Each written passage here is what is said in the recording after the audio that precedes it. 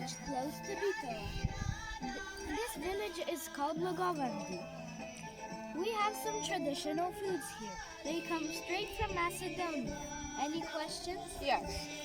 What is this? This is called ayva. It is made from a lot of peppers and tomatoes. Okay, thanks. How do you make this?